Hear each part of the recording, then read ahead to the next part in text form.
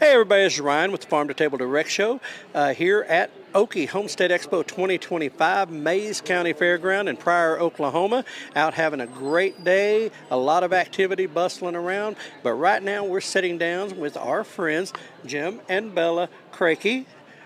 Jason. I got the J. It was close. I got the J. Sorry. No, listen, no, it's you get 100 names in a day. I was going to say, how many names did you go through in the last 2 days? Oh my gosh, lost track. Right. Lost track. But anyway, they're with Homestead now, right? And set this up just a little bit. Jason was a former financial advisor. That's right. Okay, Christian financial advisor. Yes, sir. And now you're helping people transition from the normal, I don't even want to call subdivision to cul-de-sac, Right. basically from the non-homestead to a homestead. Right, Yeah. Okay. Well, listen, I'm going to let you set this up and tell me this about, one, how y'all got into homesteading, and then how you decided to help other people come into this. Right. So everything's a long story with me, so we'll have to be focused on brevity and keep it short. Absolutely. So the idea is that we're a large family. So right now I have 11 kids, and my wife and I have been married 20 years this year. Awesome. And we lived in the city for 12 of those years. We did homeschooling. That was an important thing. And so being around the resources in the city was an important aspect to our training and for the schooling. And there was a couple riots going on in the city where we lived in, and my wife's like, okay, that's it. I was ready to go before I even married my wife, but she's beautiful enough to listen to and do whatever needs to be done. There you go, good play. So long story short, we've been on our property now. I guess we've owned it for 8 years. We've been on it going on 7 years now. And it slowly developed, really, with my daughter's interest. Do you want to go in a little bit of how we got into the animals? Yeah, so for us, really it was we really recognized with where our food was, you know, in the culture, and how we really needed more of a quality control. And two, I think, as we jumped into chickens and as we jumped into pigs and stuff, and we just kept feeding them whatever you buy. And then it was a really the Lord put it on heart, okay, well, if you want to take the time to grow these animals and raise them yourself, you need to feed quality. So we started doing more quality. We're really just big on, how can we do it the most natural way possible for us. And then as we've really gotten good at that, we just are so excited to bring people into that and really share what we've learned over the years. So, if I could, So one of the things, one of the adages I say is that, you hear you are what you eat, but actually it comes down to you are what your food eats. Right. And so, because it's a math equation, right? You put it in there and you can't exclude it. And so that was really important for us as being quality snobs. And, it's amazing enough, the food tastes different when they have the higher quality food in a better environment. Oh, absolutely. So, when doing that, of course, people around us, our community, kept asking questions, and we would collaborate with others that were doing things better or different, and just learn and grow. And so the community was the kind of the thing that was going on the whole time. We didn't really pay attention to, but then we stood back and said, wow, this is something that we want to be a part of. That intentional living was our focus, and the community is what was allowing us to grow and become better and maintain this high quality and not have stress or have to be well capitalized and have a bunch of money funding it. I mean, we're a shoestring budget like you wouldn't believe. I said, if you got duct tape, wire, and super glue, it's probably holding our farm together. You know what I mean? Like that was what we knew. And rather than waiting until we had the money and the plan, we kind of jumped in and then kind of sorted it out. So while doing this, it's been the last 6 years really intensely figuring out what's working for us. Again, we've got people asking questions. We have a YouTube channel that kind of started with showing our family, what's going on, because we were a little bit further away. Right. And then questions keep coming in and just kind of snowballed. We got a little under 40,000 subscribers now, look at that. Averaging about 4,000 or 5,000 views a video. And it's like the people are really do. Whether they know it or not, they're interested in the idea because it's intriguing. Well, I think it's because it's God's design, right? And it's really awesome to watch all these interconnected things and starting to understand them more. Like our good friend Monty Shrunk in the Suburban Sodbuster. Monty's a great guy. Yeah, he's great. I know you guys you've been speaking together, and it was like the way that he does bees is the way that we look at the rest of our animal husbandry, and it's complementary. It's you don't have to fight against the design, so to speak, right? It's there. It's I mean, God's perfect, right? And He's efficient. Yeah, I think too, as we were really getting into this more natural mindset, people really started to notice, and they're like, wow, I didn't even realize there was another way of doing things. We see a lot of commercial farmers these days, and they are doing this thing, and I think, they're awesome, they're doing their thing, but sometimes we really get away from the focus of like, well, what was the land designed for? What is this? Why are we doing this? And so I think with, and when you go with the commercial farms, and I mean, like you said, they're doing what they do. Yeah. And what I have found is if you went and asked them, why do you do it this way? It'll be because their dad or their grandpa or somebody. Right. Sometimes they don't even think about it. Right. That's just how they've done things. And they're having to, so to go to them with regenerative or go to them with rotational and those things that are biblical principled, ways of growing things, it's total contrary to what they think. Right. Well, and it's not a knock, it just is. No, it just is, right. And, you've heard the story about how someone takes a roast and they cut off the ends. They're like, well, why did you cut off the ends? Because Mom cut off the ends. Well, the pan was too small initially. Now it's not. They're still doing it. They don't know why. And it causes problems or repercussions in what they're doing. And they're chasing these things rather than going to the root source or going to the root source and figuring out, okay, what is it that we're supposed to be doing here? They're serving us, not us serving them. And it's wonderful when you start understanding the design or the makeup and how these things complement each other. Right, absolutely. And, like I said, they are what they eat and we're what we eat. And, the old joke, cows eat grass, so that makes them a vegetarian, and I eat cows, so that makes me a vegetarian. Exactly. Yeah, that's my plant-based protein right there. That's it, right? That's it. So, y'all have actually, it sounds like y'all have made a big change and a big shift and impact in a very short amount of time, really. How hard was that dragging everybody along on the program? They're used to it. Okay, so we live in crazy. We have 13 people in less than 750 square foot. Now we have a large backyard, if you will, and some barns, some outbuilding, and a cabin and whatnot. But they're kind of used to the idea that we focus on wherever God is at, we just go join Him. And if that's in mid-sentence, I drop the mic and I run. I'm sorry, I saw God at work, I had to go there. I get you. That's it, and so they get used to it. And but the idea is that in that environment, God has really honored and given us a richness that we have not had in any other way. Right. Yeah. So I'll ask this funny little question. I already know the answer, so I'm going to ask it anyway, though. Would you ever go back? Never. Never, no. Yeah. I really, too, kept pushing them, I feel like, because I felt like I naturally was born with just like, I want to do this, and I want to do this, and I didn't know what it looked like. Right. Because I think a lot of people think, like, okay, well, you get chickens, and this is the way you raise them, and then they don't realize that every way is so different, and really finding what works for you. Right. And I think it is, and your space that you fit in and all of those things.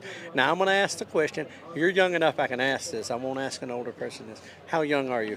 I'm 18 You're right 18. now. Okay. Yeah. And I ask that, and the reason I say it is because we see this a lot where we have a family, and there's that oldest child that is, and I hate using child for you're technically an adult, but I'm old enough that you're a child, okay?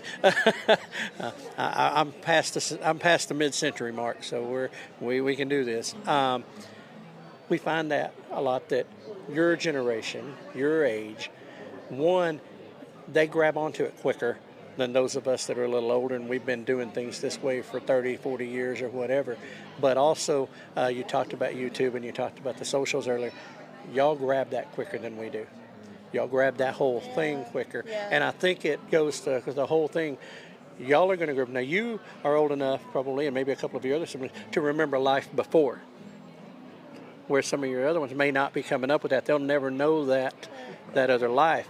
And so it's a chance y'all get, this is now a generational change that is never going to go away, probably, because of growing up. A legacy thing. Yeah. And you might get the chance for this a little sooner rather than later, But I was just reading a thing from John Moody about multi-generational family, where the kids and everybody they all are on the property, and and how much that actually benefits the entire family, and so I think too it's really easy for like you said, the younger generation to get really pulled into that social media thing, and I think there's so many great accounts you can follow that share farming and share just really simple life mindset, and I think just encourage yourself to kind of pause and just get started on it. Do some physical things. Don't just sit there dreaming and, like, oh, this is so awesome. Like, get your hands on. Maybe you can't move to land. Maybe you can't do chickens. But, buying produce, learn how to can. Buy, different supplies and learn how to make things. We've had conversations with some people this weekend where literally somebody they knew was doing things in their dorm room at college. Oh, yes. So I mean, it's literally anywhere. Now, I want to circle back around. How do you help people go from urban, suburban, I don't know nothing, to this monumental leap of totally changing their life? Yeah, so it's tricky, because like in my natural, I want to give you this polished answer, and it's like go here, click here, do this, but it's not, because our lives are not that way, right? And so ultimately, we enter into a relationship with people, whether it be just talking or answering questions. We are building a community right now through our website where people that are like-minded can come in. There's a free aspect where they can just glean some of the general information. Join part of the community, if you will. Right, exactly. So, come in, listen to what other people are doing. We have some free content out there, of course. Then if you're looking to drill down specific on a topic, then, we're going to have information. We have information out there that'll be helpful for them to do that. We also offer consultations, so like one-on-one. So what we do is we send out a survey. What are the questions that you are hoping to address? What are the concerns you have? What are the stumbling blocks? Basically really find out what is it that you're trying to achieve, and then help them to get that. And maintain it too, because I was having a couple of conversations today with people that are doing similar to what we're doing, and we're going to collaborate with them, and it's share notes, so to speak. Right. Because the heart of what we're trying to do is to help people and to serve people, right? Right. It's a stewardship aspect, because it's not just money. God says, "What did you do with what I gave you?" Exactly. Well, what He gave me, an experience and talent and the ability to speak or not shut up or what right. Those things. I finally found how I could talk. Yeah, exactly. Right. To the glory of God, right? So it's like, okay, and not that it'll be perfect, but it'll be sincere and real. Yeah. And we get the opportunity to speak to people that maybe, even though we're not at level 10, whatever level 10 is, right? Where we're at, we can help somebody that's maybe needing that encouragement. And maybe it's a level 10 that needs to hear or see something that we're doing, Right. Yeah, too, I think, again, we're really seeing, with this, especially with this expo that's going on, there are so many wonderful speakers out there. We just want to go to all the talks. Everybody does. And we're, but I also see there is a large group of people, surprisingly, that want to do this, but those seem very overwhelming to them. Right. And they're going to need those talks, they're going to need those people, but we're really trying to reach the beginner people, the people, or maybe that they've done it but they really feel like they need something more, that it's not clicking with them. Right. We can often get more one-on-one with somebody than a big group sometimes, and that intimidation factor. We were at an event put on by, operated by the people who operate Okie Expo here, and it was an urban thing, and it was reaching out to urban people. And there was a couple in the audience that were literally early 20s, brand new baby. She had grown up on a farm. He was a city boy all the way through, but she wanted, and they were meeting in the middle, and they had come and learned, and they were moving, and they were getting ready to buy some land, and they were making all those transitions that a young couple, and they were just like, and it was like, so spending a few minutes talking with them about getting their feedback on what they were learning and how important this stuff is. But so I'm going to ask, because you're a math guy, I can tell already you're a math guy, how many families have you helped that you know of? Oh, man. Or do you know? Well, I mean... We don't even put a number to it. It's like people come to us and like, you helped us so much. Right. And, oh, goodness. Ain't that a great feeling? I don't know. I feel like... It is. It's addicting. Like everybody that knows us, to some extent, they're like, the Lord has really blessed you Anointed, with blessing other people. Right. And so, it is, and I mean, we've had a few occasions, not many, but we have where somebody comes up and gives you that thanks or gives you that feedback of, hey, what you did worked, whatever, what you told me. And it's humbling for one, but it's also, it is that acknowledgement, I guess. The other thing that we've really enjoyed, it's a separate but similar parallel thing, is that we've had fall festivals on our land. I don't even know how many years now. But anyway, right. So for several years. And basically it just gives an opportunity for good people to get together. Right. And that's, again, it's about, like I said, the core of what we do is God, but then it's community. Right. It's like his people helping out each other to unify in a vision of living the best life that we can, and that's not catchy or name and claim it. It's just reality, right? And in that you're breaking bread with people. You understand problems and issues. There's accountability. There's healing. I mean, there's so much, and it's addicting when I can connect two people that I just like. All of a sudden, I feel like, I just got to introduce Ryan and Steve. I was like, oh, okay, great. Well, great, and I don't know why, but then come to find out later, I'm hearing the stories. It was like, that was absolutely what I needed to hear right then and there. Right. Well, I'm going to leave that just hanging. And now you add, if you got something to add right quick, you grab that microphone. So if you got something, otherwise I was going to say, I'm going to leave that right there because it was a perfect spot to just kind of leave it. I would real quick encourage people to really focus on, these groups, these talks, they're so great, but when you go back to your home, these people stay here. Right. Really focus on your community. Really reach out. There are so many people that we've met that, it's so incredible what we've learned from people, Right. Like he was saying in our talk yesterday, like the gray hairs, find your gray hairs because they have wisdom. And I think they are so excited to share it, especially with young people. Hold on. She just said if you have gray hair, you have wisdom, you have to listen. Well, I'm a pretty wise guy. I don't know. But really just, start if nobody else is jumping at it. Start a community of your own. Get to know your neighbors, help out. We have a thing at our farm that we have neighbors that will drop whatever they're doing to come and help us, and same for us. And I think, when it comes down to it, okay, something happens to the world, they're not necessarily going to come out and help you if you need help. It's your community if they don't know you. Needs exactly. it. We've talked about that in the building community aspect of be known and be trusted. Yeah. Yes. Yeah, really put yourself out there first as the helper. And that goes. And I think that's a perfect place to kind of just stop right there because you can't say it any better than that anyway. So listen, where all can people find y'all and how can they get a hold of y'all or watch you or follow you and all that? Thank you guys for the time. So it's homesteadnow.net. That's our website. And of course you can find us on Instagram, Facebook. We have a YouTube channel, Jason and Julie. That's going to be highlighting some of the things. So if you want to see behind the scenes what the crazy looks like, that's the edited version, mind you. Okay. But Homestead Now on Instagram, Homestead Now on homestead.net, obviously online. Facebook too. Okay. But especially if you're looking for help. Okay, great. Well, folks, there you go. These are people that have done it. They've made the move from the city life to the Green Acres life, and they're doing it as a family, and they're doing it as a community, and they're helping. So if you got questions, if you need a little encouragement, a little advice, these are your folks right here. And it sounds like if you just want to follow along with some crazy entertainment, that might be good too. But anyway, it sounds like they're doing great things, and y'all are doing great things for the community and great things for the Homestead movement. So we're going to wrap up on out of here because, well, it's just time to do that.